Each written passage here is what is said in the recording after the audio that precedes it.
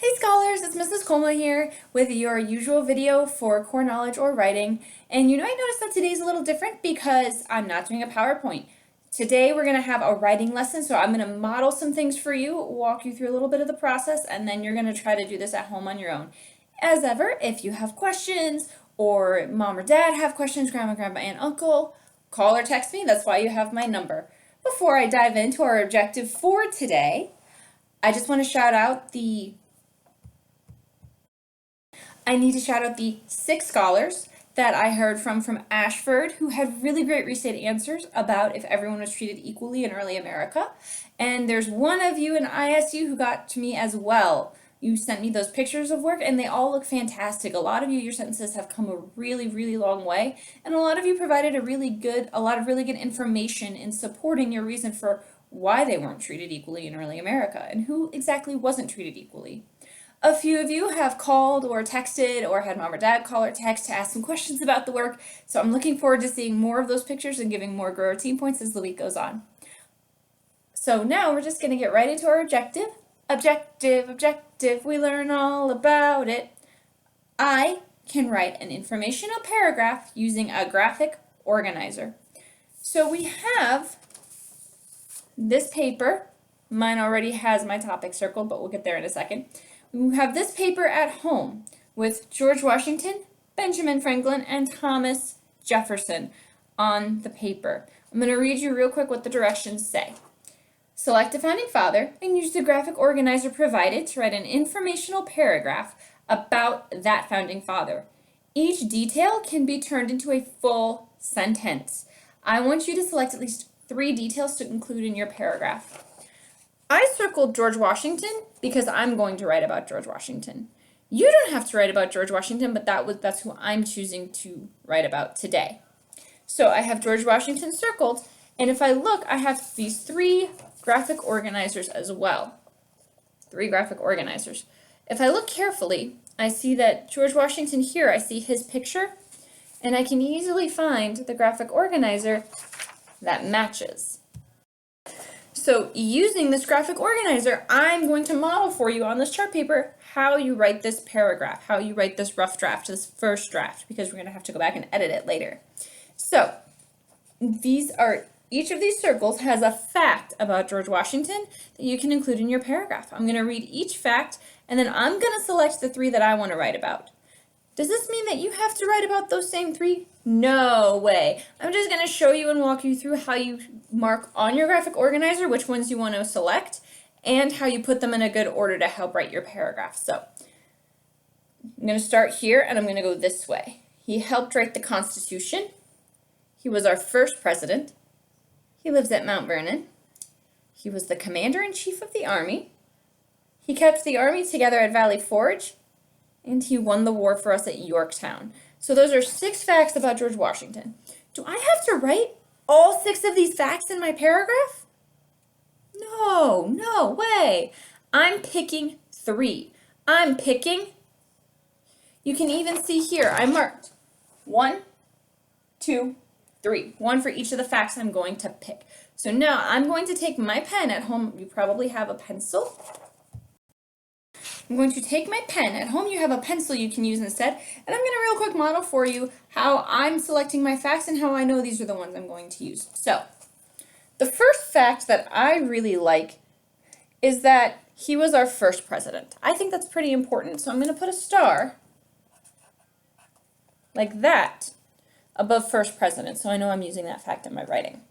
I also like the fact about him being the commander-in-chief of the army, so I'm going to put a star above that. Just like that. So I have 2 stars. I need to pick 1 more detail for my paragraph. I'm going to pick that he won the war at Yorktown. So now you can see I have my 3 stars for my 3 facts for my paragraph. I'm going to take it 1 step further because I'm starting to think, we first grade scholars are almost in 2nd grade now. So we need to start thinking like a 2nd grader. And 2nd graders don't just mark the information they want to use, they organize it a little bit further. So we're going to take it 1 more step. I'm going to write a number 1 here because this is the first fact I want to write about. I want this to be my first sentence. Then I'm going to put a number 2 under Yorktown because that's the one I want to use second. 2. Which leaves a number 3 under first president. So, here's my graphic organizer. Number 1, he was the commander-in-chief of the army. Number 2, he won the war at Yorktown. And number 3, he was our first president. So now I have these facts and I'm ready to write my paragraph. So I have it all set up here. Now you're going to see me pausing, picking this up and looking at it, so I'm keeping my information correct in front of me while I write my paragraph, okay? So here we go. First, up here, I need to write his name, so I know who I'm writing about, right? So I'm going to look carefully. His name is in this center circle, so I'm going to copy this. G-E-O-R-G, another E, W-A-S-H-I-N-G-T-O-N. My very first sentence says, George Washington was a founder. He was a founder, which is a short way of saying founding father. George Washington was a founder. My next sentence, I marked this in color so you can follow along. So here's my number 1. I put a number 1, and I'm going to find my number 1, Commander-in-Chief of the Army. Now, rather than just writing Commander-in-Chief of the Army, I need to make this a full sentence. So, how can I make this a full sentence? Commander-in-Chief of the Army. What about he was, right? So now I'm going to take this marker and write he was commander. That's a really hard thing to spell, so I'm making sure that I'm checking my graphic organizer as I write. Commander in chief of what though? Of the army. Of the army. And I need to make sure I put that period because we're getting ready for second grade and second graders never forget their periods at the end of their sentences. Good, so that's my first sentence. Now I'm on to the next sentence, number 2, which I wrote out in blue. So now I'm going to take my blue marker so you're following along carefully with me. Number 2, won the war at Yorktown. That's a really short, that's called a fragment. It's not a full sentence. Won the war at Yorktown. Who won the war at Yorktown? Who won the war at Yorktown? Yeah, George Washington. Since I've already mentioned him at the start of my paragraph, I can start this sentence with he. So, he won the war at Yorktown. Making sure I have a nice capital letter. He won the war at... Double checking how to spell Yorktown. Oh, it has a capital Y.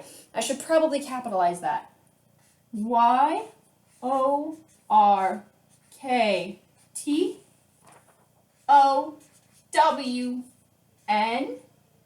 My good period there. And my last detail needs to be, my last detail is in green. Was in green. First president. Again, that's just 2 words. Is that a full sentence? First president? No, that's not a full sentence. He was first president. So, again, he was, W-A-S, first president. He was first president. He was first president. Doesn't that sound like a complete sentence? It sounds like I'm missing a detail in he was first president. That doesn't, I mean, it flows, but it doesn't make a whole lot of sense. He was a first president? No, I don't really like that one either. He was the first president. He was the first. Okay, president's a really big one. So I'm really happy it's written here in this graphic organizer so I know how to spell it. P-R-E-S-I-D-E-N-T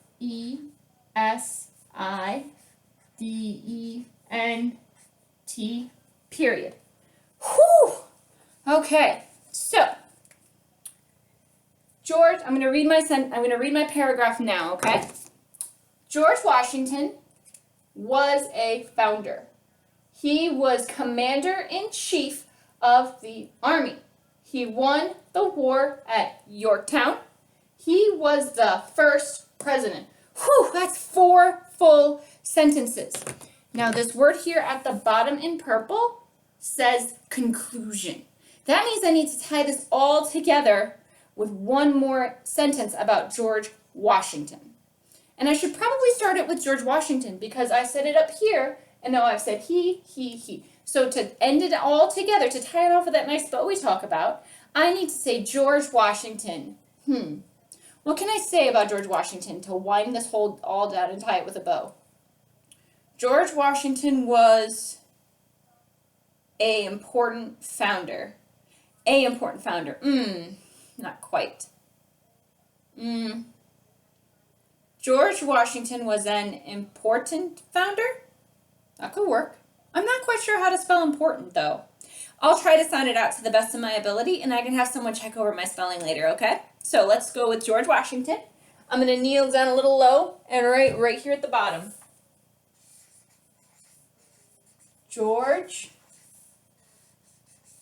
Washington. And I know how to spell it because it's up here at the top. George Washington was one of our sight words. An imp. Important.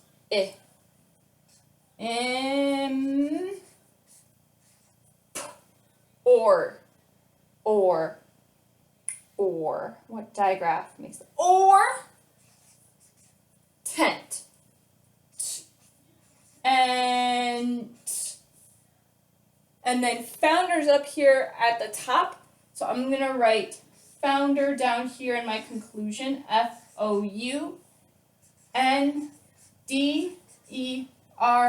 And I have my period. Okay, I'm going to pick up my... All right, so there's my paragraph. All together, here we go. George Washington was a founder. He was commander-in-chief of the army. He won the war at Yorktown. He was the first president. Conclusion, George Washington was an important founder. This is a really, really good rough draft. This is a good first draft. I can take this tomorrow and edit it and add some details to it and dress it up a bit to make it flow a bit better. Because remember, our final drafts won't have these 1, 2, 3s. I wrote those in there to help me with writing the information from the graphic organizer to my paragraph. So, that is how you take the information found on your graphic organizer to write your rough draft of your paragraph. Tomorrow, we're going to bring this back and I'm going to show you how to take this and turn it into a beautiful final copy for your final day of writing for the Revolutionary War. And then that's it. So we have one more day of this amazing, awesome unit. I'm going to hold this up for a second so you can see much more clearly that paragraph. And that's it for today, scholars. It's been a thrilling Thursday writing about George Washington. And again, if you want to pick a different founding father and you have questions, absolutely call me, text me, email me. That's why I'm here. I'm here to help you guys continue to develop your really awesome, strong writing to get ready for 2nd grade, which so many of you are. So keep writing, keep learning. Text me if you have any questions, and please text me those rough drafts. I want to see what they look like. All right, stay home, stay safe, and I miss you all so much. Bye!